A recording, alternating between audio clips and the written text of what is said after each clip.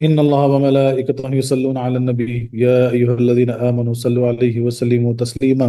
اللهم صل على سيدنا ومولانا محمد وعلى آل سيدنا ومولانا محمد وعلى آله وأصحابه وبارك وسلم كثيرا كثيرا. أعوذ بالله من الشيطان الرجيم. بسم الله الرحمن الرحيم. قد نرى تقلب وجهك في السماء فلنولينك قبلة ترضاها فول وجهك شطر المسجد الحرام وحيث ما كنتم فولوا وجوهكم شطرة وإن الذين أوتوا الكتاب ليعلمون أنه الحق من ربهم وما الله بغافل عما يعملون. صدق اللہ العلی العظیم. تحقیق دیکھتے ہیں ہم پھرنا چہرہ آپ کا بیچ آسمان کے، پس البتہ پھیرتے ہیں ہم آپ کو اس قبلے پر کہ راضی ہوتے ہیں آپ اس سے، پس پھیر لو چہرہ اپنا طرف مسجد حرام کے، اور جہاں کہیں ہوئے تم پس پھیرو وہ منہ اپنے طرف اس کی، اور تحقیق وہ لوگ جو دیے گئے کتاب البتہ جانتے ہیں کہ تحقیق وہ حق ہے طرف سے رب ان کے کی، اور نہیں اللہ بے خبر اس سے جو وہ کرتے ہیں۔ تفسیر جو لکھا جاتا ہے وہ ایسا ہے کہ ہم دیکھ رہے ہیں بار بار تمہارا آسمان کی طرف منہ کرنا، تو ضرور ہم تمہیں پھیر دیں گے اس قبلے کی طرف جس میں تمہاری خوشی ہے۔ ابھی اپنا منہ پھیر دو مسجد حرام کی طرف، اور اے مسلمانوں تم جہاں کہیں ہو اپنا منہ اس کی طرف کرو، اور وہ جنہیں کتاب ملی ہے ضرور جانتے ہیں کہ یہ ان کے رب کی طرف سے حق ہے، اور اللہ ان کے کوتکوں سے بے خبر نہیں، یعنی کرتوتوں سے بے خبر نہیں۔ اس آیت کا پچھلی آیتوں سے چند طرح تعلق ہے۔ اب تبدیلی قبلہ کے تحمید تھی اور آئندہ ہونے والے اعتراضوں کے جوابات کا بیان اب اس کے اصل حکم کا ذکر ہے، یعنی اب تک جو معاملہ پیش آیا تھا تو بولے اگر قبلہ تبدیل کر دیا جائے گا تو کیا سوال ہو سکتے، کیا جواب دینا ہے، کیا بات کرو، اس کے اوپر جو ہے نا گفتگو ہوئی۔ اب اصل جو ہے نا احکام تبدیلی قبلہ ہو رہا ہے۔ اب تک تبدیلی قبلہ کے اسباب بعیدہ بولتے ہیں جیسا کہ کازس، ریموٹ کازس جیسا بولتے، اور باریک حکمتوں کا ذکر تھا، اب اس کے سبب قریب اور سب سے بڑی وجہ کا ذکر فرمایا جا رہا ہے کہ اے محبوب صلی اللہ علیہ وسلم، یوں تو اس میں سدھا حکمتیں ہیں مگر اس کی بڑی وجہ یہ ہے کہ تمہاری خوشی ہے، اور چونکہ تم اس خواہش میں بار بار چہرے انور آسمان کی طرف اٹھاتے ہو، ہم تمہارے اشارے جانتے ہیں اور تمہاری مرضی چاہتے ہیں، اس لیے تمہارے چہرے کو ادھر ہی پھیرتے ہیں جدھر تمہارے دل کی خوشی ہے۔ سبحان اللہ سبحان اللہ۔ پچھلی آیتوں میں دو جماعتوں کا ذکر ہوا، ایک وہ جنہوں نے تبدیلی قبلہ بخوشی قبول کر لی، وہ توحید پر ہیں، دوسرے وہ جنہیں اس میں تردد و شبہ ہوا، وہ ضعیف الاعتقاد ہیں۔ اب اس ذات کریم کا ذکر ہے جو ہدایت کا سر چشمہ ہے، اور چونکہ وہ خود کامل اس لیے کامل ہی کو چاہتی ہیں، یعنی آپ کے کمال نبوت کا تقاضا یہ تھا کہ کامل قبلے کی خواہش کریں۔ پچھلی آیتوں میں رب کی رحمت کا ذکر ہوا، اب حبیب اللہ صلی اللہ علیہ وسلم کا تذکرہ ہے تاکہ معلوم ہو کہ اس کی رحمت ان کے طفیل آتی ہے کہ انہی کی برکت سے تمہیں بہتر قبلہ نصیب ہوا، اور انہی کے طفیل تمہارے گزشتہ اعمال بربادی سے محفوظ رہے۔ اب اس آیت کا شان نزول یعنی آیت کب نازل ہوئی؟ حضور صلی اللہ علیہ وسلم کو کعبہ قبلہ بنایا جانا پسند خاطر تھا، اور حضور اس امید میں آسمان کی طرف نظر فرماتے تھے، اس پر یہ آیت نازل ہوئی، اور آپ نماز کی حالت میں کعبے کی طرف پھر گئے، مسلمانوں نے بھی آپ کے ساتھ اس طرف رخ کیا۔ تفسیر قضاء الفہم میں لکھا ہوا ہے۔ تفسیر روح البیان و کبیر نے فرمایا کہ آپ نے حضرت جبرائیل سے فرمایا تھا کہ میری خواہش ہے کہ کعبہ ہمارا قبلہ ہو۔ جبرائیل امین نے عرض کیا کہ میں تو مامور ہوں، آپ رب کے بندے محبوب آپ دعا فرمائے، یعنی میں تو رب کے صرف ماننے والا ہوں، آپ ماننے والے بھی ہیں منوانے والے بھی ہیں۔ سبحان اللہ۔ رب تعالیٰ آپ کی رضا چاہتا ہے، یہ کہہ کر آسمان پر گئے۔ حضور علیہ السلام ان کے انتظار میں آسمان کی طرف دیکھتے تھے، تب یہ آیت نازل ہوئی۔ یعنی آپ کی گفتگو حضرت جبرائیل امین سے ہوئی تو جبرائیل امین فرماتے کہ میں تو رب کو ماننے والا ہوں، آپ تو ماننے والے بھی ہیں منوانے والے بھی ہیں، کیونکہ آپ تو اللہ کے حبیب ہیں، وہ آپ کی بات سنتا ہے، تو بولے آپ دعا فرمائیے، ہو سکتا ہے جو آپ کی خواہش ہے وہ پوری ہو۔ کہہ کر جبرائیل امین آسمانوں میں چلے گئے، اور نبی کریم صلی اللہ علیہ وسلم بار بار آسمان کی طرف دیکھتے تھے کہ کب آئیں گے وہی لے کر۔ اس وقت آیت نازل ہوئی۔ قد نرا، یا تو قد تحقیق کے لیے ہے یا کمی بیان کرنے کے لیے، بے شک دیکھ رہے ہیں ہم، یا کبھی کبھی دیکھا کرتے ہیں، یعنی آپ کو جو کبھی چہرے انور آسمان کی طرف اٹھاتے ہیں وہ ہم دیکھتے ہیں، یعنی آپ جو چہرہ حالانکہ نماز کی حالت میں لیکن چہرہ آسمان کی طرف اٹھا رہے آپ۔ سبحان اللہ سبحان اللہ۔ لہٰذا دیکھنے میں کمی نہیں ہے بلکہ چہرہ اٹھانے میں، تفسیر کبیر میں لکھا ہوا ہے۔ پہلے معنی زیادہ قوی ہیں، اور اس پر مفسرین کا اعتقاد ہے۔ اس صورت میں معلوم ہوتا ہے کہ چہرے انور اٹھاتے وقت یہ کلام ہو رہا ہے کہ اے پیارے، ہم تمہاری اس محبوبانہ ادا کو دیکھ رہے ہیں۔ خیال رہے کہ تحقیق اور قسم کے کلمات غیروں سے تو اعتبار دلانے کے لیے کیے جاتے ہیں، مگر پیاروں سے اظہار کرم کے لیے، جیسے پیارے تیری جان کی قسم، جیسا ہوتا ہے نا مثال کے طور پر جو ہوتا ہے کبھی قسم یعنی کسی کو جو ہے نا پکا یعنی بھروسہ دلانے کے لیے قسم کھائی جاتی، لیکن جو پیارے ہوتے جن سے محبت ہوتی ان کو جو ہے نا جب بولا جاتا تو ایک الگ انداز ہوتی، بولے بولے پیارے تیری قسم، تو بولے اس طریقے سے جو ہے نا یہ لفظ یہاں استعمال ہوا۔ رب فرماتا ہے فلا وربک لا یؤمنون، اس آیت میں خطاب چونکہ صرف محبوب سے ہے لہٰذا یہ خط اظہار محبت کے لیے ہے۔ نیز رب کا دیکھنا آنکھ سے نہیں کہ وہ آنکھ وغیرہ اعضاء سے پاک ہے، ہم بھی خوف و خیال اور کشف میں بغیر آنکھ دیکھ لیتے ہیں، یعنی ہم بھی کبھی کبھار جو ہے نا خواب میں اور خیال میں اور کشف میں جو ہے نا بغیر آنکھیں دیکھ لیتے ہیں، صاحب خواب میں تو سو رہے ہیں آنکھ بند ہے لیکن آپ دیکھ رہے ہیں پھر بھی، تو ایسا ضروری نہیں ہے کہ آنکھ ہی ضروری ہو دیکھنے کے لیے، اور اب تو اعضاء سے پاک ہے۔ رب تمام خلق کو دیکھتا ہے مگر کفار کو غضب سے، اللہ تبارک تعالیٰ ہر ایک کو دیکھتا ہے لیکن کفاروں کو غضب سے دیکھتا ہے۔ ہم گنہگاروں کو رحم سے، سبحان اللہ سبحان اللہ، ہم گنہگاروں کو جو ایمان والے مومن ہیں ان کو رحم سے اللہ دیکھتا ہے، اور حضور کو محبت سے، جیسا کہ مثال دی جا رہی ہے کہ شکاری جب نشانہ تاکتے وقت شکار کو بھی دیکھتا ہے، اب اس کو نشانے ٹاکنا ہے وہ شکار کو دیکھ رہا ہے مثال کے طور پر، اور خیرات کرتے وقت فقیر کو بھی دیکھ رہا ہے، اور اپنے پیارے بچوں کو بھی یہاں محبت و کرم سے دیکھنا مراد ہے۔ یعنی اب جو ہے نا جب شکار کو شکاری جو ہے نا تیر تانٹے ہوئے، تیر یعنی تنا کے بیٹھا ہوا ہے چھوڑنے کے لیے، تو جو شکار کو جو دیکھتا تھا وہ غضب والی نظر ہوتی، فقیر کو دیکھ رہا تو جو ہے نا وہ رحم والی نظر ہوتی ہے، اور بچوں کو جب دیکھ رہا تو محبت شفقت والی نظر ہوگا۔ اللہ تعالیٰ حضور کی ہر ادا کو محبت سے دیکھتا ہے، بلکہ خود حضور کو بھی فرماتا ہے الذی یراک حین تقوم وتقلبک فی الساجدین، اور فرماتا ہے فإنک بأعیوننا، جو حضور کے دامن سے وابستہ ہو جائے وہ بھی اللہ تعالیٰ کی نظر محبت میں آ جائے، سبحان اللہ سبحان اللہ، یعنی جو حضور کی دامن سے وابستہ ہو گیا وہ اللہ کی نظر محبت میں آ جائے گا۔ جب تم کسی کو دیکھو تو اس کے کپڑے جوتے بھی دیکھ لیتے ہو، حضور انور عید کا چاند ہے کہ انہیں خدا بھی دیکھتا ہے اور ساری خدائی بھی، لہٰذا جو چاہیں کہ رب کا منظور نظر ہو جائے وہ حضور کے دامن سے وابستہ ہو جائے، سبحان اللہ سبحان اللہ۔ خیال رہے حضور کو کافر مومن سبھی دیکھتے ہیں، مگر جو اللہ والی محبت کی نظر اور صدیق والی عقیدت کی آنکھ سے دیکھتے ہیں وہ صحابی بن جاتے ہیں، سبحان اللہ سبحان اللہ۔ نبی کریم صلی اللہ علیہ وسلم کو سب بہت سی آنکھیں دیکھے، لیکن جو اللہ والی محبت والی نظر سے دیکھے یعنی وہ صدیق والی نظر سے دیکھے تو وہ صحابی بن گئے، اور جو شیطانی نظر ابو جہل آنکھ سے دیکھے تو وہ پکا کافر ہو جاتا ہے، غرض کے چہرہ ایک ہے مگر نظر علیحدہ، اور کوئی شیاطینی نظر سے دیکھا ہے، ابو جہلی نظر سے دیکھے، شیاطینی ارادے سے دیکھے تو پھر جو ہے نا وہ پکا کافر ہو جاتا ہے۔ اللہ اکبر اللہ اکبر۔ یعنی اس آیت کا یعنی جو یعنی آپ کو جو یعنی سمری یعنی جو اہم بات وہ سمجھنا ہے کہ نبی کریم صلی اللہ علیہ وسلم سے مخاطب اللہ ہو کے فرما رہا کہ بولے اے پیارے تمہارا بار بار آسمان کو دیکھنا ہم سمجھ گئے، بولے ہم کو بہت پسند آیا، بولے پھر جاؤ جدھر تم پھرنا چاہتے ہو جدھر تمہاری خواہش ہے، سبحان اللہ کیا ادا ہے، واہ واہ واہ واہ سبحان اللہ۔ تقلب وجہک فی السماء، یہاں باب تفعل تکرار کے لیے ہے، اور وجہن سے مراد چہرہ ہے، اور بعض علماء نے کہا کہ لفظ فی الہ کے معنی میں ہے، یعنی ہم دیکھ رہے ہیں آپ کا چہرہ انور کا آسمان کی طرف بار بار پھیرنا، اور اس سے آپ کی مرضی جان گئے، آپ کی آرزو قبول کرنے کے قابل ہے اور تمنا پورا کرنے کے لائق ہے، سبحان اللہ سبحان اللہ۔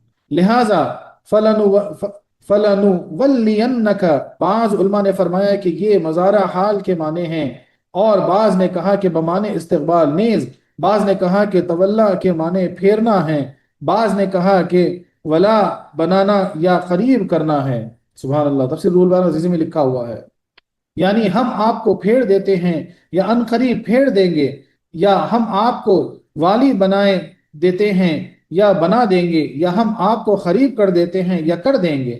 خیال رہے کہ تبدیل قبلہ کو اس تحمید کے ساتھ بیان فرمانے میں اشارتاً بندوں کو تعلیم ہے کہ جب ہم نے رب ہو کر اب ان محبوب کو راضی کرنے کے لیے وہ قبلہ تبدیل کر دیا جو تعمیر انبیاء اور مسجود انبیاء سجدگاہ نماز معراج رہ چکا تھا، تو تم بھی اپنے اس محبوب کو راضی کرنے کے لیے اپنے کسی قبلہ کو بدل دو، اللہ اکبر۔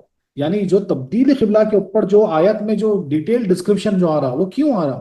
یہ ہم کو سمجھانے کے لیے کہ جو بیت المقدس جہاں پہ اتنے سارے نبی مدفن ہیں، جہاں پہ جو ہے نا معراج میں نماز پڑھائی گئی، جہاں پہ اب تک جو ہے نا سب اسی طرف قبلہ تھے، بولے اپنی محبوب کی مرضی کے لیے ہم ویسے قبلے کو بدل دیتے، کعبے کی طرف پھیر دیتے، تو بولے تم سب لوگ بھی اپنا اپنا قبلہ بدل دو. اب آپ بولیں گے یہ کیا بات ہوئی، ہمارا قبلہ مطلب کیا سب کا قبلہ الگ ہوتا؟ سب تو یہی کہیں گے کہ نہیں، ہم تو جو ہے نا قبلے کی طرف ہی رخ کر کے نماز پڑھتے. بولے ہمارا قبلہ تو وہی ہے. لیکن وہ بولنے والی بات ہے. حقیقت میں قبلہ کس کا کیا ہے یہ سنیے. کسی کا قبلہ مال بنا ہوا ہے. کسی کا قبلہ مال بنا ہوا ہے، یعنی ہر وقت جس کی توجہ جس پہ رہتی وہ اس کا قبلہ ہے. ہر وقت جس کے خیال میں جو بسا ہوتا وہ اس کا قبلہ ہے. تو بولے کسی کا قبلہ مال بنا ہوا ہے، کسی کا قبلہ عزت، کسی کا قبلہ سلطنت، کسی کا قبلہ گناہ و معاصی. ان قبلوں میں تبدیلی کر کے اللہ رب العالمین کی رضا کو قبلہ بناؤ تاکہ تم سے حضور راضی ہوں. اگر تم نے حضور کو راضی کر لیا تو ہم تم کو ہمیشہ راضی کرتے رہیں گے. سبحان اللہ سبحان اللہ، کیا پیاری بات. اللہ تبارک و تعالیٰ فرما رہے کہ اپنی توجہ اپنے خیال کو حقیقی قبلے کی طرف پلٹو، اللہ کی رضا کی طرف بدل دو، تاکہ پھر جو ہے نا نبی کریم صلی اللہ علیہ وسلم کی رضا تم کو مل جائے. اور جس کو نبی کی رضا مل جاتی ہے اللہ تعالیٰ اس کو راضی رکھتا ہے ہمیں. سبحان اللہ سبحان. راضی رکھنے کا مطلب یہ ہے کہ تم جو چاہو پھر وہ ہوگا. سبحان اللہ. قبلۃ ترضاھا، اس قبلے کے جس سے آپ راضی ہیں. خیال رہے یہ رضا خوشی اور محبت کے معنی میں ہے، ناراضگی کا مقابل نہیں. اس کا مطلب یہ نہیں کہ آپ بیت المقدس سے ناراض تھے. اس کا یہ مطلب نہیں کہ جو ہے نا بیت المقدس سے ناراض تھے. رب کے حکم سے ناراضگی کیسی، آپ بیت المقدس سے بھی راضی تھے مگر کعبے سے زیادہ خوش. تفسیر کبیر میں لکھا ہوا ہے. تو بعض خوشی جو ہے نا وہ غم کے مقابل یا غصے کے مقابل نہیں ہوتی، یا جو ہے نا ناراضگی کے مقابل نہیں ہوتی.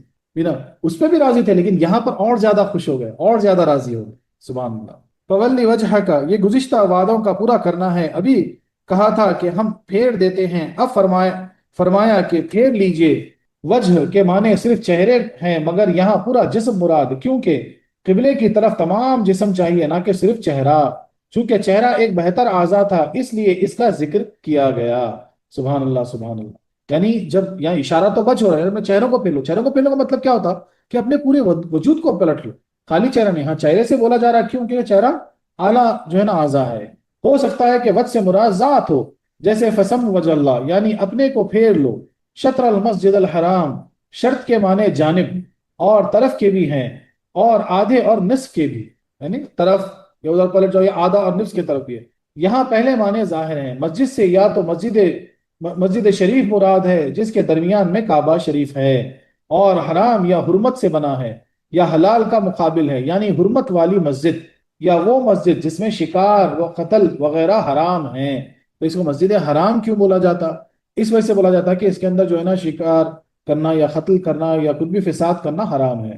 تو خلاصہ یہ ہوا کہ اپنا منہ مدینے سے مسجد حرم کی طرف پھیرو، کیونکہ ادھر منہ کرنا گویا کعبے ہی کو منہ کرنا ہے، یا اس سے خاص کعبہ ہی مراد ہے. اور مسجد کے معنی سجدے کی جہت نہ کہ سجدہ گاہ، اور حرام بمعنی محترم، یا یہ کہ وہاں کی بے ادبی حرام ہے یعنی کعبے کی طرف منہ پھیرو. تفسیر کبیر نے فرمایا کہ یہاں شرط کے معنی نصف بھی ہو سکتے ہیں، اور مسجد حرم سے مسجد ہی مراد ہے جس کے بالکل درمیان میں کعبہ ہے، یعنی اس طرف منہ پھیرو وہ جو مسجد حرم کے بیچوں بیچ ہے. اور یہ حکم صرف آپ کے یا مدینہ پاک کے لیے نہیں بلکہ اے مسلمانوں، و حیثو ما کنتم، تم جہاں کہیں بھی ہو، دریا میں یا خشکی پر، زمین میں، پہاڑ پر، مشرق میں یا مغرب میں، جنوب میں یا شمال میں، اور نماز پڑھنا چاہو تو فولو وجوہکم شطرہ، اپنا منہ اسی کی طرف کیا کرنا. خیال رہے کہ نماز میں قبلے کو رخ کرنا اکثر فرض ہے، اس کے سوا قربانی، تلاوت قرآن اور مرنے کے وقت ادھر منہ کرنا مستحب. یعنی نماز میں تو فرض ہے، باقی تلاوت قرآن کے وقت اگر آپ قبلے رخ ہو کے پڑھ رہے ہیں تو مستحب ہے، زیادہ ثواب. اسی طرح قربانی جو ہے نا قبلے کی طرف ہو کے کر رہے ہیں تو زیادہ ثواب، مستحب ہے. اور مرنے کے وقت انتقال کے وقت بھی کسی کا چہرہ قبلے کی طرف کر دینا مستحب ہے. اور ظاہر ہے کہ یہ امر وجوبی ہیں، اور نماز کے متعلق اگرچہ جوہلا اس پر اعتراض کریں گے. وَإِنَّ الَّذِينَ أُوتُوا الْكِتَابَ، سچ یہ ہے کہ جنہیں آسمانی کتاب ملی، یہاں کتاب سے عالم کتاب مراد ہیں کہ عوام اہل کتاب اس واقعے سے بے خبر تھی، اور ان کتابوں پر ان کی نظر ہی نہ تھی. یعنی یہود و عیسائیوں کے علماء، یعنی جو یہود اور عیسائیوں کے علماء تھے ان کو پتا تھا کہ نبی کریم صلی اللہ علیہ وسلم آئیں گے تو قبلہ بدل دیا جائے گا، کیونکہ آپ کو قبلتین کر کے کہا گیا تھا، تو وہ تو جانتے ہیں. لِيَعْلَمُونَ أَنَّهُ الْحَقَّ مِنْ رَبِّهِمْ، جانتے ہیں کہ وہ کعبہ معظمہ یا تبدیلی قبلہ یا ان نبی مکرم کا دو قبلوں کی طرف نمازیں پڑھنا حق اور صحیح ہے، اور ان کی رائے سے نہیں بلکہ ان کے رب کی طرف سے ہے. کیونکہ پچھلی کتابوں میں نبی آخر الزماں کی علامات بیان کی گئی ہیں کہ وہ امام القبلتین ہیں، اور گزشتہ انبیاء اکرام نے بھی یہ خبر دی تھی، مگر راہب اور پادری جان بوجھ کر چھپاتے ہیں، لوگوں سے کہتے ہیں کہ اگر یہ سچے نبی ہوتے تو ایک ہی قبلے پر قائم رہتے، مگر خیال رہے کہ وَمَا اللَّهُ بِغَافِلٍ عَمَّا يَعْمَلُونَ، اللہ ان کی ان حرکتوں سے غافل نہیں، انہیں سخت سزا دے گا، کچھ روز کی ڈھیل ہے۔ سبحان اللہ، سبحان اللہ۔ یعنی جو منہ پھیرنے کا حکم آیا یہ صرف نبی کریم صلی اللہ علیہ وسلم کو نہیں آیا، بلکہ تمام مسلمانوں کے لیے۔ تم دنیا میں کہیں بھی رہو، چاہے مغرب میں یعنی ویسٹ میں رہو، چاہے ایسٹ میں رہو، چاہے ساؤتھ میں رہو، چاہے ویسٹ میں رہو، چاہے جو ہے نا ایسٹ میں یعنی چاہے تم پانی میں رہو، چاہے تم نارتھ میں رہو، چاہے تم پہاڑوں پہ جدھر بھی رہو، اپنا رخ جو ہے نا، اپنا منہ جو ہے نا مسجد حرام کی طرف کر لو۔ خلاصہ تفسیر یہ ہے کہ بیت المقدس کی طرف نماز پڑھتے ہوئے تقریباً 17 مہینے ہو گئے تھے۔ مشرکین عرب تو یہ شکایت تھی کہ حضور صلی اللہ علیہ وسلم بنی اسماعیل ہو کر بیت المقدس کی طرف نماز کیوں پڑھ رہے ہیں؟ اب دیکھو، جب تبدیل نہیں ہوا تھا اس وقت جو ہے نا شکایت کر رہے تھے، یعنی لوگوں کو بھٹکانے کے لیے، کہ بولے آپ تو بنی اسماعیل ہے، بولے پھر ہمارا قبلہ کیوں کی طرف کیوں نماز پڑھ رہے ہیں؟ مثال کے طور پر یہود کا یہ تانا تھا کہ مسلمان ہماری تو مخالفت کریں اور ہمارے ہی قبلے کو منہ کریں، اگر ہم لوگ برے ہیں تو ہمارا قبلہ کیوں اختیار کیا گیا؟ اور یہ بھی شیخی مارا کرتے تھے کہ اگر ہم نہ ہوتے تو مسلمان کو قبلہ بھی نہیں، قبلے کی خبر بھی نہ ہوتی۔ یعنی اب شیخی ماننے لگے، بولے بھائی مسلمان تو جو ہے نا ہماری مخالفت کرتے لیکن ہمارے قبلوں کو ہی رخ کر کے نماز ادا کرتے، بولے اگر ہم نہیں ہوتے تو قبلہ کہاں سے معلوم ہوتا ان کو؟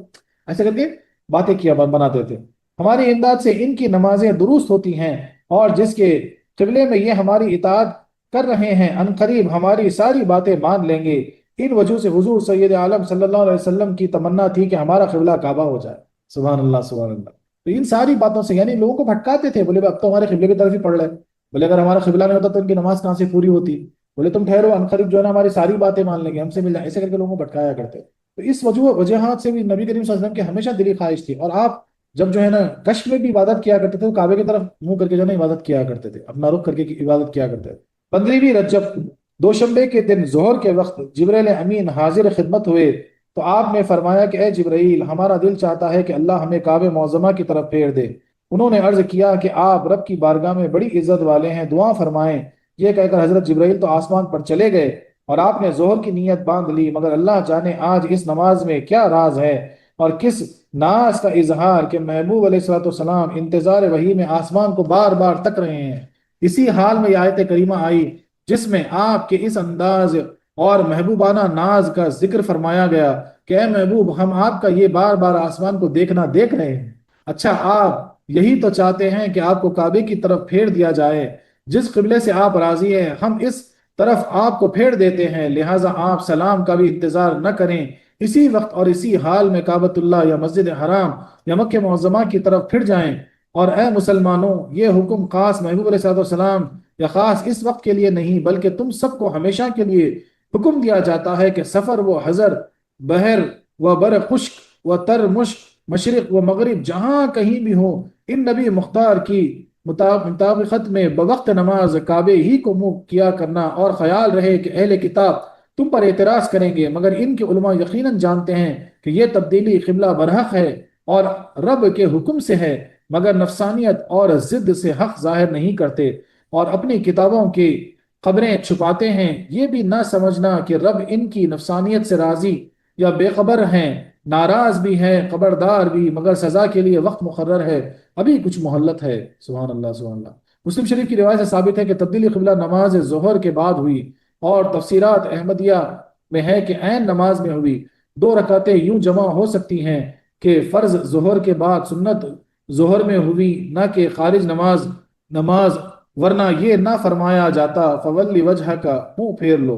اگر حضور اس وقت نماز میں نہ ہوتے تو یہ نہ فرمایا جاتا کہ ادھر منہ پھیر لو، کیونکہ کعبے کو منہ کرنا صرف نماز میں فرض ہے۔ تلاوت قرآن، وضو، قربانی وغیرہ کے وقت سنت، خطبہ جمعہ، رمی اور جمیرہ وغیرہ کے وقت مکروہ، وہ اور پیشاب پخانے کی حالت میں حرام۔ یہاں فولی فرضیت کے لیے ہے تو نماز ہی کی حالت چاہیے۔ یعنی اب یہاں پہ تھوڑا سا جو ہے نا مختلف جو ہے نا روایتیں ہیں، کوئی کہتا ہے کہ بھائی نماز کے بعد ہوئی، کوئی کہتا ہے کہ نماز میں ہوئی، حالانکہ در حقیقت وہ نماز میں ہی ہوئی، کیونکہ حکم کیا ہے؟ منہ پھیر لو۔ اور نماز میں اکثر جو ہے نا قبلہ رخ ہوتے ہیں، قبلے کی طرف نہ منہ رکھتے ہیں، تو اگر منہ پھیر لو کر کے حکم آ رہا تو مطلب کیا ہے کہ نماز میں ہے، اور اسی حالت میں جو ہے نا اپنا منہ پھیر لو۔ اور حقیقت میں وہی ہے کہ اس مسجد جو ہے نا نماز بھی قبلتین والی نماز ہوئی ہے، 2 رکعت بیت المقدس کی طرف ہوئی اور 2 رکعت جو ہے نا کعبۃ اللہ کی طرف ہوئی، اور مسجد کا نام بھی قبلتین پڑ گیا۔ اگر کسی کا جانا ہوا تو مدینہ شریف میں دیکھ سکتے ہیں، اس مسجد کو جا کے 2 محراب بنے ہوئے ہیں، ایک جہاں پہ آج مکہ معظمہ کی طرف رخ کر کے نماز ہوتی ہے، اور ایک بالکل پیچھے اس کے نشان بنا دیا گیا اوپر دیوار پہ کہ پہلے جو بیت المقدس کی طرف جو ہے نا محراب تھا مسجد کا۔ اور ایک چیز یہاں یہ ہے کہ نماز میں جو ہے نا کعبے کی طرف رخ کرنا فرض ہے، ورنہ نماز نہیں ہوگی۔ اور قرآن پڑھتے وقت، قربانی دیتے وقت جو ہے نا یہ مستحب ہے، فائدہ مند ہے۔ اور جو ہے نا رمی کرتے وقت، یہ جمیرہ وغیرہ میں جو ہے نا قبلہ رخ ہونا مکروہ ہے۔ اور پیشاب پیخانہ وغیرہ کرتے وقت جو ہے نا اگر آپ جو ہے نا قبلہ رخ ہوتے ہیں تو وہ حرام ہے، اس وقت نہیں کرنا ہے۔ اس آیت سے چند فائدے حاصل ہوئے۔ کعبہ معظمہ کا تا قیامت قبلہ ہونا حضور علیہ الصلوۃ والسلام کی خوشنودگی کے لیے ہے، کیونکہ قبلے کی صفت ترضاہا ہے، اور اس ترضاہا کے بعد فولی میں ترتیب کی فے ہے، یعنی چونکہ آپ کعبے سے راضی ہیں اس لیے ادھر آپ منہ کر لیں، جس سے معلوم ہوا کہ سب تو قانون کے پابند ہیں، اور قانون مرضی محبوب کا منتظر، بلکہ ان کی مرضی ہی قانون ہے۔ بے شک حق ہے، حق ہے، حق ہے۔ یعنی قرآن کی جو تفسیر آئی اس سے بھی صاف جو ہے نا ظاہر ہو رہا کہ چونکہ آپ چاہتے ہیں، اللہ تعالیٰ کیا فرما رہا، جو وہی ہے اللہ تعالیٰ فرما رہا کہ بھئی کیونکہ آپ چاہتے ہیں اس لیے ہم نے آپ کو پھیر دیا، اس لیے ہم نے آپ کو اس قبلے کی طرف جو ہے نا رخ کرنے کو کہہ دیا۔ سبحان اللہ، سبحان اللہ۔ تو جو مرضی محبوب ہوتی ہے وہ قانون بن جاتا ہے۔ اللہ اکبر، اللہ اکبر، کیا شان ہے، سبحان اللہ۔ کعبہ معظمہ کو حضور صلی اللہ علیہ وسلم سے یہ عزت ملی کہ وہ تا قیامت سارے مسلمانوں کا سجدہ گاہ بن گیا۔ انہی کی مرضی نے کعبے کو قیامت تک کے لیے قبلہ بنا دیا، ورنہ ہو سکتا تھا کہ پچھلے پیغمبروں کی طرح شروع سے آپ کا قبلہ کعبہ ہی ہوتا۔ یہ سب کچھ اسی لیے ہوا تاکہ معلوم ہو کہ حضور صلی اللہ علیہ وسلم کعبے کے بھی کعبہ ہیں، اسی لیے آپ کی ولادت پاک پر کعبہ معظمہ نے آمنہ خاتون کے مکان یا مقام ابراہیم کی طرف سجدہ کیا، معراج وغیرہ میں لکھا ہوا ہے۔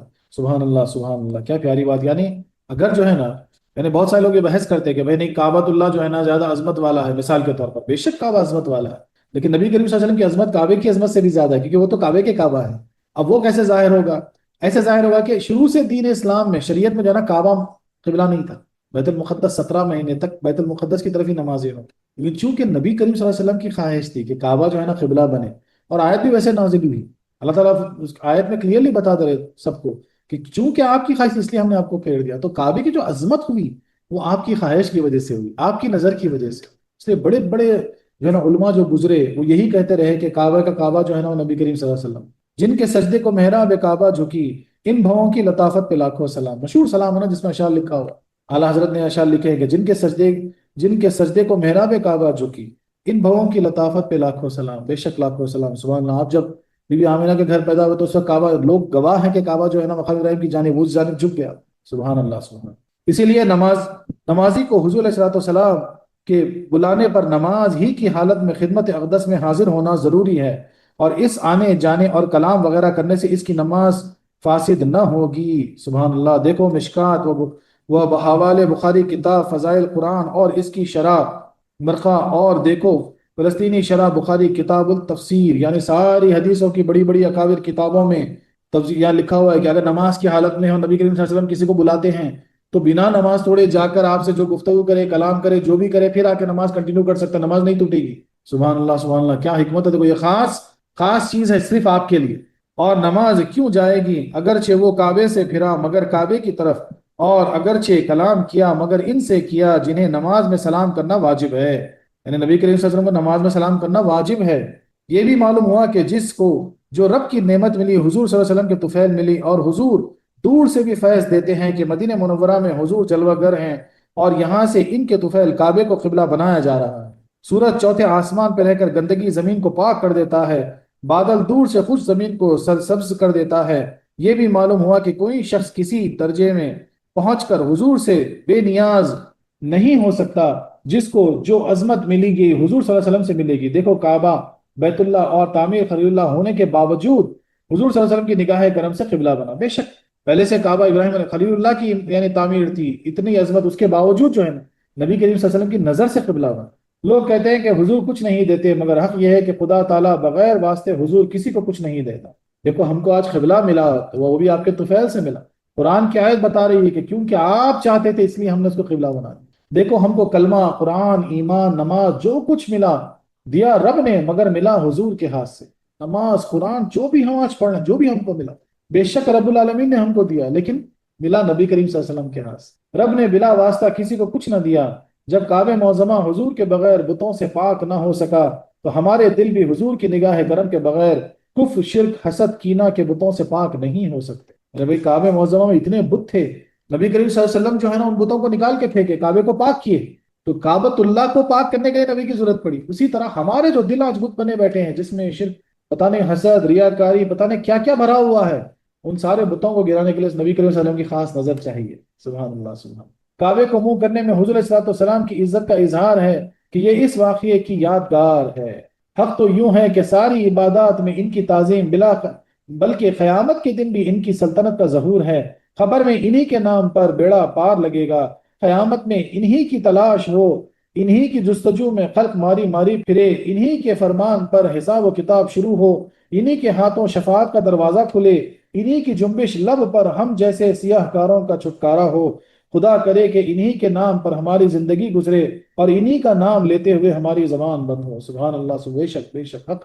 ارے بھائی خبر میں جو ہے نا ممکن نکیر کے کیا سوال کریں گے، وہاں نبی کریم صلی اللہ علیہ وسلم سے جو چھوی دکھا کے تو پوچھا جائے گا نا کہ ان کے تعلق سے کیا تمہارا خیال ہے، اور اسی گواہی پر تو خبر کا جو سفر جو ہے نا اس کا بیڑا پار ہے۔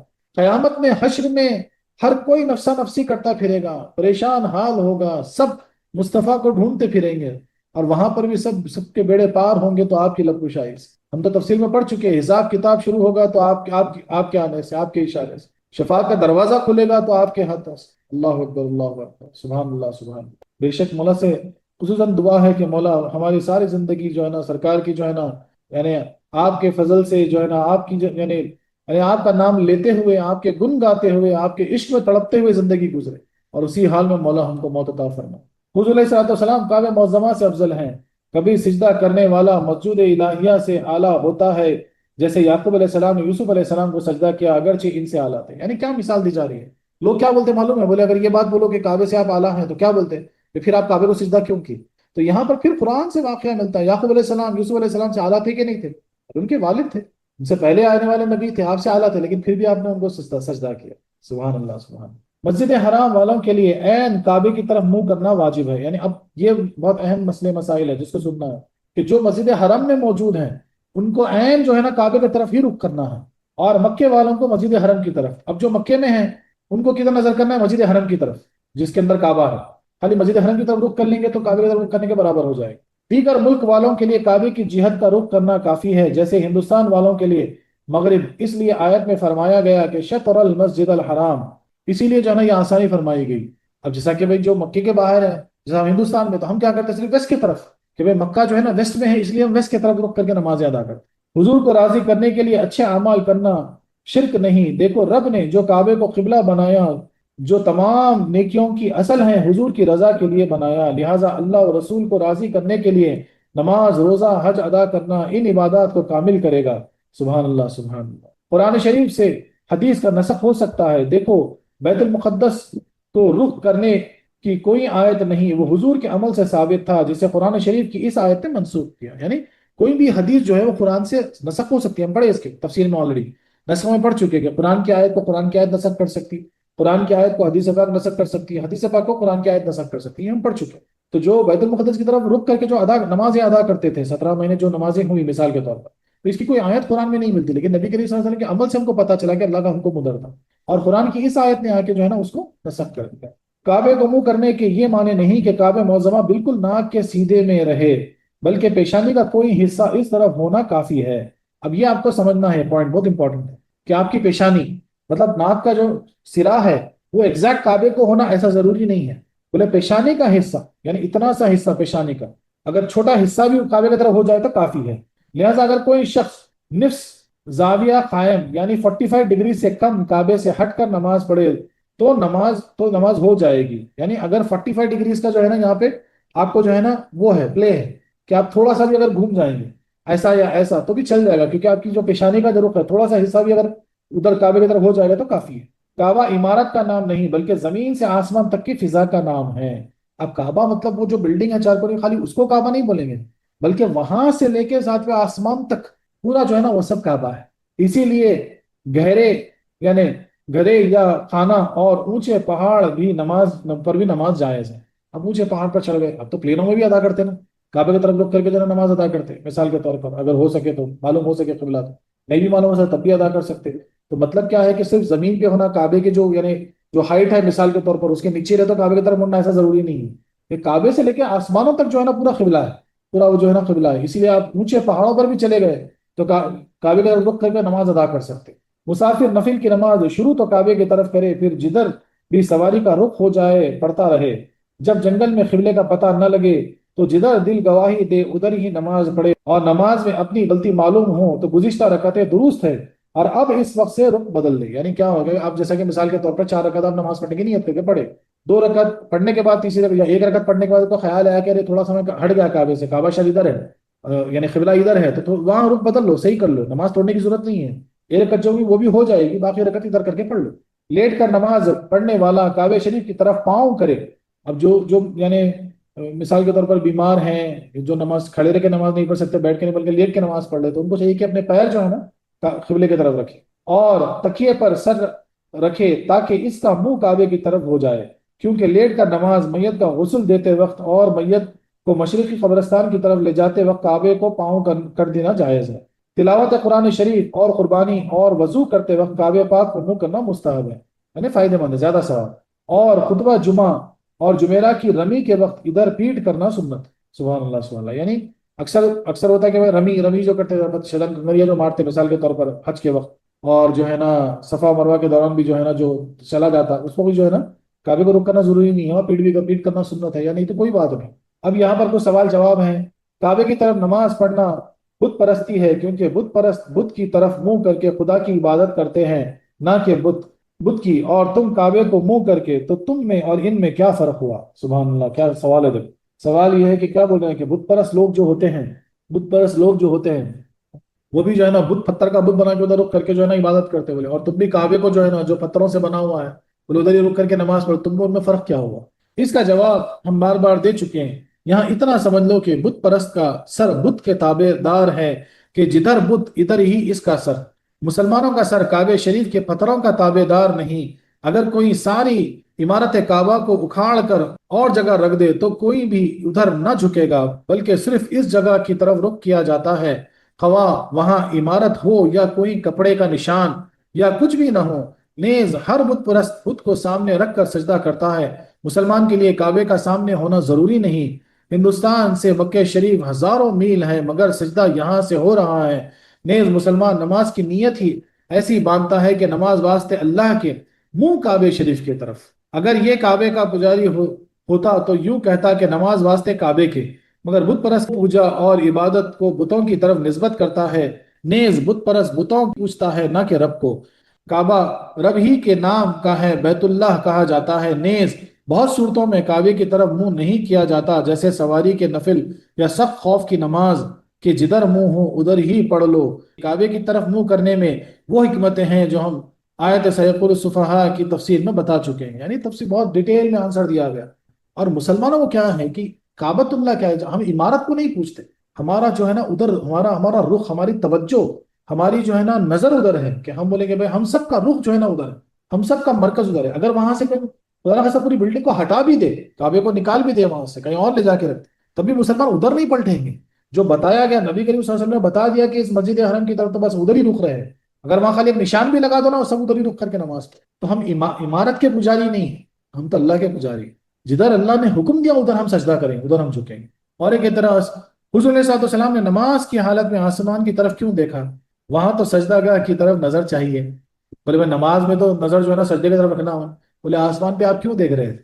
وہی الہی کے شوق میں اور اس وقت، اس کا جواب یہ ہے کہ وہی الہی کے شوق میں اور اس وقت ادھر دیکھنا ہی اعلیٰ عبادت تھی۔ صحابہ کرام تو کبھی بجائے سجدہ گاہ کے نماز میں حضور کو دیکھا کرتے تھے۔ سبحان اللہ سبحان اللہ، کیا صحابی جو کیا سکھا کے گئے ہم کو۔ اور دیکھو آج جو اتنے فرقے ہیں کیا کیا باتیں کرتے ہیں بھائی، نماز میں سرکار کا خیال آنا بولتے وہ بھی گناہ ہے بولتے، کئی فرقے تو بولتے جانور کے خیال سے بدتر ہے بولتے، معاذ اللہ معاذ اللہ۔ اور یہاں کیا بولا جا رہا ہے کہ بولے نماز کی حالت میں پیغمبر علیہ الصلوۃ والسلام وہی کے انتظار میں، اللہ کے کلام کے انتظار میں آسمان کی طرف دیکھ رہے ہیں، تو بولے وہ ادا جو ہے نا محبوبانہ ہے، وہ قبول ہے، بولے وہی عبادت ہے اس کا۔ اور صحابی آپ کو نماز، نبی کریم صلی اللہ علیہ وسلم کو نماز میں دیکھا کرتے تھے۔ دیکھو وفات شریف کے دن جب نبی کریم صلی اللہ علیہ وسلم کی طبیعت بہت علیل تھی، یعنی آپ کی وفات کے دن فجر کی جماعت ہو رہی تھی کہ حضور علیہ الصلوۃ والسلام نے دروازے کا پردہ اٹھا کر جماعت پر نظر کی۔ آپ نماز کے لیے نہیں آ سکے، آپ کی طبیعت یعنی تکلیف میں تھے آپ، لیکن جب جماعت ہو رہی تھی تو آپ کے حجرے سے جو ہے نا پردہ ہٹایا، جماعت پر نظر کی۔ صحابہ کرام فرماتے ہیں کہ ہماری خوشی کی یہ کیفیت ہوئی کہ قریب تھا ہم نماز توڑ دیتے، انہیں حضور کا دیکھنا محسوس کیسے ہوا؟ یعنی سارے صحابی جو جماعت میں تھے، جیسے آپ نے پردہ ہٹایا سب پلٹ گئے سرکار کو دیکھنے کے لیے، اور صحابی یہ بولتے ہیں کہ ایسا خوشی کا عالم تھا کہ ہو سکتا نمازیں توڑ دیتے۔ اللہ اکبر اللہ، یہ سب سے پہلا سوال یہ اٹھتا کہ ان کو محسوس کیسے ہوا سرکار پردہ ہٹائے؟ ان کے عشق کا عالم تو تصور کیجئے۔ اللہ اکبر اللہ اکبر۔ آپ کا دولت خانہ تو بائیں ہاتھ پہ تھا نہ کہ سامنے، اور یعنی محراب جدھر ہے، آج بھی مسجد نبوی دیکھ سکتے ہیں آپ، جدھر محراب ہے جدھر قبلہ ہے ادھر منہ کرتے ہیں، تو آپ کا جو دولت خانہ تھا وہ تو ادھر تھا۔ کبھی ایسا بھی ہوا کہ عین جماعت کی حالت میں حضور علیہ السلام تشریف لے آئے، اسی وقت سے حضرت صدیق اکبر رضی اللہ تعالیٰ عنہ مقتدی ہو گئے اور حضور امام، یعنی نماز چل رہی ہے، سیدنا ابوبکر صدیق رضی اللہ عنہ امامت کر رہے ہیں، سارے صحابی پیچھے نماز میں ٹھہرے ہوئے ہیں، جماعت کا عالم ہے، اور سرکار تشریف لائے۔ جیسے نبی کریم صلی اللہ علیہ وسلم تشریف لائے، سیدنا ابوبکر صدیق آپ کو دیکھتے ہیں پیچھے ہٹ جاتے ہیں، نماز توڑی نہیں گئی، امام پیچھے، آپ پیچھے ہٹ گئے، نبی کریم صلی اللہ علیہ وسلم امام جا کے امام کی جگہ پہ نماز جاری رکھتے ہیں۔ سبحان اللہ سبحان اللہ۔ کیا درس ہم کو دیکھے گا، اور کیا کیا لے کے بیٹھے بھائی، کیا شرک بدعت لے کے بیٹھے۔ ارے امام امامت کر رہے ہیں اور نبی کریم صلی اللہ علیہ وسلم کو دیکھ رہے ہیں آتے ہوئے، نماز نہیں ٹوٹی بلکہ اور اعلیٰ ہو گئی، اور اس کا عالم تو دیکھو پیچھے ہٹ گئے، بولے میں کیسے امامت کروں، امام بولے یعنی نبیوں کے یعنی جو امام رہ چکے اماموں کے جو امام ہیں وہ میرے مقتدی کیسے بنے، بولے پیچھے آ گئے، سرکار جا کے امامت کرنے لگے اور نماز چلنے لگی۔ سبحان اللہ سبحان، کیا عشق کا عالم ہے، دیکھیے، واہ واہ واہ واہ، ہاں ہاں ہاں ہاں، حضور امام تشریف آوری پیچھے سے ہے، نمازیوں کو احساس کیسے ہوا؟ بولے پھر آپ جو ہے نا، پھر وہی سوال اٹھتا کہ نماز کی حالت میں سرکار عالم کو پتہ کیسے چلا؟ یہی کہا جائے گا کہ وہ چھپی نگاہوں سے قبلہ نما کو دیکھتے تھے، اور کیوں نہ دیکھے مسجد حرام کا نماز میں کعبے کو دیکھے، اگر یہ قبلہ کعبے کو دیکھے تو کیا حرج ہے؟ واہ واہ واہ واہ واہ۔ بولتے مسجد حرام میں جو ہے نا اگر نماز پڑھ رہے آپ، پھر یہ ایک مسئلہ ہے، تو نگاہ نیچے رکھنے کی ضرورت نہیں ہے، نگاہ کعبے پہ رکھو سامنے، کہ کعبۃ اللہ سامنے ہے، قبلہ سامنے ہے، بولے کعبے کی طرف نظر رکھ کے پڑھو۔ تو اب جب نماز تم آئین پڑھتے ہو تو سجدے کی جگہ نظر رکھتے ہو، لیکن وہاں پڑھو گے تو کعبے کی طرف نظر رکھو گے، اور یہ تو کعبے کے کعبہ ہیں، ان کی طرف نظر رکھنے سے نماز کہاں ٹوٹتی؟ سبحان اللہ سبحان اللہ۔ اور ایک اعتراض، نماز کی حالت میں وہیں آنے سے نماز کیوں نہ گئی؟ سوال ہوا، جواب اس لیے کہ وہ رب سے ہم کلامی ہے نہ کہ معمولی بندے سے۔ جب التحاد میں حضور کو سلام کرنے سے نماز نہیں جاتی تو رب سے کلام کرنے میں نماز کیا جائے گی؟ بولے جب نبی کریم صلی اللہ علیہ وسلم کے آگے پر آپ کو سلام بھی کرتے نماز نہیں ٹوٹتی، تو رب العالمین سے کلام کرنے میں نماز کیسے ٹوٹے گی؟ اور ایک سوال، تبدیل قبلہ بعد ہجرت کیوں ہوئی، اور اس کا حکم دوسرے احکام کی طرح کیوں نہ دیے گئے؟ یہاں حضور کی خواہش بلکہ آپ کا آسمان کی طرف چہرہ اٹھانا اور اس قبلے پر آپ کی رضا کا ذکر کیوں فرمایا گیا؟ اس کا جواب سنیے، اس لیے کہ رب جانتا تھا کہ محبوب کی امت میں قریب قیامت ایسے لوگ پیدا ہوں گے جو کہیں گے حضور کے وسیلے یا مدد کی ضرورت نہیں، سب کچھ براہ راست خدا سے ملتا ہے، یا کہیں گے کہ حضور دور سے کچھ نہیں دے سکتے، یا ہم بڑے نمازی و عالم ہیں، ہم کو حضور کے توسل کی ضرورت نہیں۔ ان تینوں باتوں کی تردید اسی واقعے سے کی گئی کہ کعبہ معظمہ کو یہ عظمت حضور کے وسیلے سے ہم نے دی، نیز مدینہ منورہ سے حضور کی مدد کعبہ معظمہ کو ملی، یعنی 300 میل دور سے نیز کعبہ معظمہ بھی حضرت سے بے نیاز نہیں کہ انہیں کہ طفیل وہ قبلہ بنا اور انہی کے ہاتھوں بتوں سے پاک ہوا۔ خیال رہے اسلام آخری دین ہے کہ قیامت تک نہ کوئی نبی آئے گا نہ نیا دین، لہٰذا رب نے اور اس کے حبیب نے تا قیامت فتنوں کا انتظام فرمایا۔ سبحان اللہ، کیا پیارا جواب ہے، دیکھیں، واہ واہ واہ۔ اس کے جواب میں بہت سی چیزیں معلوم، بولے پتا تھا قیامت کے قریب جو ہے نا ایسے فرقے بنیں گے جو کہیں گے کہ ہم کو جو ہے نا جو ملتا اللہ سے ملتا، ہماری نمازیں ہماری عبادتیں بس ہے ہم، بولے نبی کا وسیلہ کیوں، نبی سے کیوں کچھ ملے گا ہم کو، نبی تو بہت دور ہیں۔ تو یہ ساری باتوں کا جواب مل گیا، مدینے میں رہتے ہوئے مکے میں جو 300 میل دور کعبہ ہے اس کو عظمت مل گئی سرکار کے کرم سے۔ سبحان اللہ سبحان اللہ۔ حضور نے دجال، منکرین حدیث وغیرہ کے نام لے کر ان کے فتنوں سے آگاہ کیا، اور رب نے وہابیوں کے فتنوں سے ہم کو خبردار فرمایا۔ دیکھو معراج کی رات نمازیں 50 فرض کہ موسیٰ علیہ السلام کے توسل سے 5 کی، تاکہ کوئی یہ نہ کہہ سکے کہ مقبول بندے بعد وفات کی مدد نہیں کر سکتے۔ ارے موسیٰ علیہ السلام کو گزرے 3000 سال ہو گئے یا 2000 سال ہو گئے، جو بھی روایت پڑھتے پڑھو، اتنے 1000 سال کے بعد بھی آپ کی مدد سے ہمارے اوپر نمازیں کم کی گئی۔ آپ نبی کریم صلی اللہ علیہ وسلم سے بار بار گفتگو کرتے رہے، بار بار بھجاتے رہے، نمازیں کم ہو گئی، ورنہ 50 نمازیں تو حکم ہوا تھا پہ۔ اور ایک اعتراض، حیث ما کنتم سے معلوم ہوا کہ مسلمان ہر حالت میں ہر جگہ ہر نماز میں قبلہ روح نمازیں پڑھا کرے، کیونکہ حیث ما سے جگہ کا عموم معلوم ہوا اور کنتم سے وقت کا عموم معلوم ہوا، تو بحالت خوف اور سواری پر نفل اور اندھیرے جنگل میں نماز وغیرہ قبلے کو کیوں جائز کر دی گئی، یعنی بغیر قبلے کی کیوں جائز کر دی گئی؟ اس کا جواب سمپل ہے کہ ان تمام صورتوں میں بھی قبلہ کعبہ ہی ہے، مگر اس طرف منہ کرنے کا طریقہ اور ہو گیا ہے، اس لیے وہاں بھی نیت میں یہی کہا جائے گا کہ منہ طرف کعبہ شریف کے، جیسے نماز کے لیے وضو بھی شرط ہے اور سجدہ رکوع بھی فرض، مگر بعض صورتوں میں وضو تیمم کے ذریعے ادا کیا جاتا ہے اور رکوع و سجدہ محض اشاروں سے لیٹ کر نماز پڑھنے والا زمین پر سر نہیں لگتا مگر سجدہ ادا ہو جاتا ہے، تو وہاں سجدہ یا وضو معاف نہیں ہوتا بلکہ طریقے ادا میں وسعت ہو گئی۔ ایسے ہی یہاں خلا قبلہ میں دل کی توجہ کافی مان لی گئی، معافی نہیں ہوئی، ان حالات میں نماز نیت کعبہ ہی کرے گا۔ سبحان اللہ، کیا پیارا جواب ہے، دیکھیے، واہ واہ واہ۔ کیا بولا جا رہا ہے کہ بھئی جب بیمار کی حالت میں ہے، لیٹے ہوئے ہیں، اٹھ نہیں سکتے، قبلے کی طرف چہرہ کر نہیں سکتے، لیکن پھر بھی خالی اشاروں سے جو ہے نا ادا کر دے، اشاروں سے بولے میں سجدے میں ہوں، اشارے لیٹے ہوئے ہیں، اشارے کر کے جو ہے نا سبحان ربی الاعلیٰ بولے تو اس کا سجدہ ادا ہوا۔ پانی نہیں ہے، تیمم کر لو، وضو کے جیسا ہو جائے گا، یعنی وضو معاف نہیں ہوا، نماز کے لیے تو ضروری ہے، لیکن اب تیمم کے ذریعے وضو ادا ہو گیا، لیٹ کر چاہے رک کدھر بھی ہو، نیت کے ذریعے ادا ہو گیا کہ میں قبلہ رخ ہوں، اندھیرے جنگل میں ہوں، پتہ نہیں لگ رہا کس ڈائریکشن میں جانا ہے، بس جدل دل مطمئن ہوا ادھر کر کے پڑھ لو، اور یہی خیال رہے گا کہ میں قبلہ رخ ہوں، اور قبلہ رخ ہو جائے۔ سبحان اللہ، کیا پیارا دین ہے، دیکھیے، سبحان اللہ سبحان اللہ، کیا آسانیاں فرمائی گئی، واہ واہ واہ واہ، سبحان اللہ سبحان اللہ۔ خوف کی نماز یعنی جنگ کی نماز، جہاد ہو رہا، لڑائی جھگڑا چل رہا ہے، تیر چل رہے، برچے چل رہے، نماز کا وقت نکل جا رہا، جدھر رکھوا ادھر بس خالی یہ خیال رکھنا ہے کہ میں کعبے کی طرف میرا سر، تو یقیناً باطینی جو ہے نا کعبہ سامنے ہوتا ہے۔ سبحان اللہ سبحان۔ صوفیہ کرام فرماتے ہیں کہ حضور علیہ الصلوۃ والسلام خلق میں رہ کر خالق میں مشغول تھے۔ سبحان اللہ، کیا پیاری بات ہے، رہتے تو دنیا میں تھے لیکن ہمیشہ رب میں مشغول تھے، اور تبلیغ اور دعوت آپ کو وحدت سے کثرت کی طرف نہیں پھیر سکتی، یعنی تبلیغ کرنا، دعوت دینا، لوگوں کو اسلام کی طرف بلانا، اس کی وجہ سے آپ کو جو ہے نا وحدت سے نہیں چھوڑ سکتے آپ، یعنی آپ کثرت میں کبھی مشغول نہیں ہوئے۔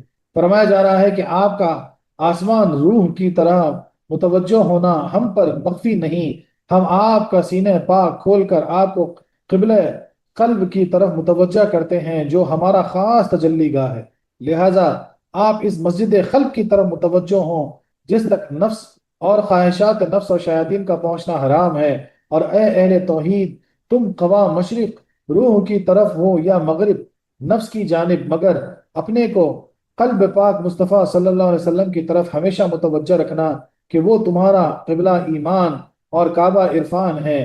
خلاصہ یہ کہ حضور علیہ السلام کا کعبہ آپ کا قلب پاک ہے جہاں رب کی تجلی ہے اور شیطان وغیرہ کی رسائی نہیں، اور سارے عالم کا قبلہ ایمان ذات پاک مصطفیٰ صلی اللہ علیہ وسلم، یعنی سورہ میں کیا فرماتے ہیں کہ بولے کدھر بھی رخ رہے، جو بھی رہے رہے، لیکن اپنا قلب جو ہے نا وہ نبی کریم صلی اللہ علیہ وسلم کی طرف رکھ۔ واہ واہ، کیونکہ نبی کریم صلی اللہ علیہ وسلم کی طرف اشارہ کیا ہے کہ بات ظاہر میں تو سب واقعات ہو، لیکن باطن میں کیا فرما رہا ہے کہ آپ کا قلب جو میری تجلی کا ہے، بولے رخ ادھر کرو، اپنا سینہ کھول دو، بجا اپنے قلب کی طرف متوجہ ہو جاؤ، وہاں نہ شیطان کی رسائی ہے نہ نفس کی رسائی ہے۔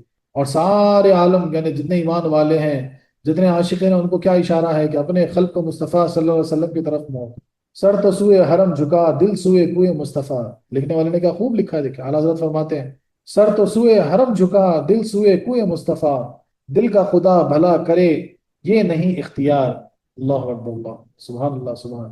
عاشق روضہ سجدے میں سوئے حرم جھکے، عاشق روضہ سجدے میں سوئے حرم جھکے، اللہ جانتا ہے کہ نیت کدھر کی ہے۔ واہ واہ واہ واہ، اللہ جانتا ہے کہ نیت کدھر کی ہے۔ تو جو عاشق ہوتا وہ تو جھکتا کعبے کی طرف ہی، لیکن اس کا دل، اس کا جو قلب ہوتا نا وہ مصطفیٰ کی طرف رخ کیا ہوتا۔ رموز قرآن سمجھنے والے اور صاحب اسرار جانتے ہیں کہ یہ کعبہ ایمانی حق ہے اور رب کی طرف سے مقرر کیا ہوا، اللہ ان کی ظاہری اور باطنی اعمال سے بے خبر نہیں۔ ماخوذ تفسیر ابن عربی بھی لکھا ہوا ہے، لطف تو جب ہے کہ کعبہ سر میں قبلہ دل نظر آئے اور قبلہ دل میں کعبہ سر کی جلوہ گری ہو۔ سبحان اللہ، کیا پیاری بات، واہ واہ واہ، سبحان اللہ، سر میں قبلہ دل نظر آئے اور قبلہ دل میں کعبہ سر کی جلوہ گری۔ اعلیٰ حضرت نے کیا خوب فرمایا، غور سے سن تو رضا کعبے سے آتی ہے صدا، غور سے سن، یعنی رضا آپ کا نام لقب ہے، غور سے سن تو رضا کعبے سے آتی ہے صدا، میری آنکھوں سے میرے پیارے کا روضہ دیکھ۔ واہ واہ واہ، سبحان اللہ سبحان اللہ، میری آنکھوں سے میرے پیارے کا روضہ دیکھ۔